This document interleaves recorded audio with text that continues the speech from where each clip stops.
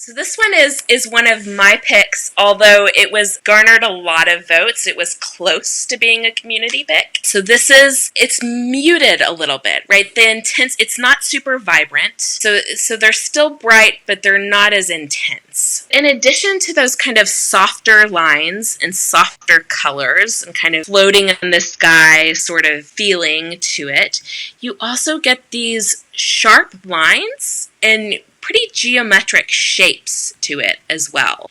This also could be one where your brain might be telling you that they're, trying to make figures out of it. Like, for instance, I could almost see like a person riding a horse or some sort of, like, my brain wants to make it into something that it can translate. I'm comparing this to an Alexander Calder mobile. So he is a sculptor. He's an American sculptor from the early to mid 20th century. And he's really famous for these sculptures like this one, which is hard to tell how it's acting in space, but it's hanging. It's a hanging sculpture that kind of moves around like the same sort of like mobile that you'll put over a baby's crib. It's the same concept, but it's hanging in a museum. And it's also has these really delicate wires.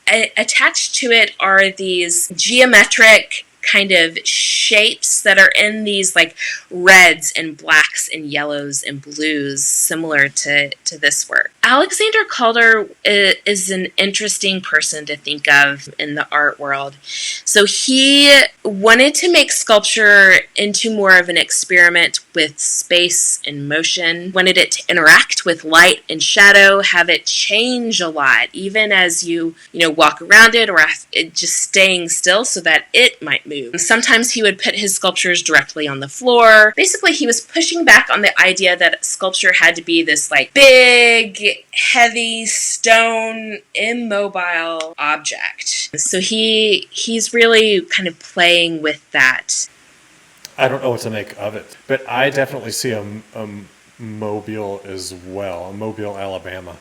I think what sticks out to me about this is that it feels to me like there's this object that we took a picture of at like f1.2, and everything in the front is in focus and everything in the back is out of focus and just bokeh-ized. It feels like it has depth to me, and so I'm seeing only the part that the artist intended for me to focus on.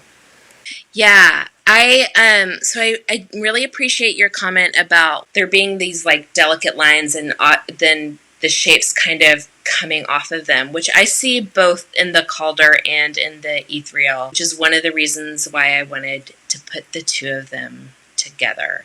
And I think this particular Ethereal, you can see the way that it was taking modernist, early to mid 20th century artwork and really using that as kind of the launching point to create this new thing.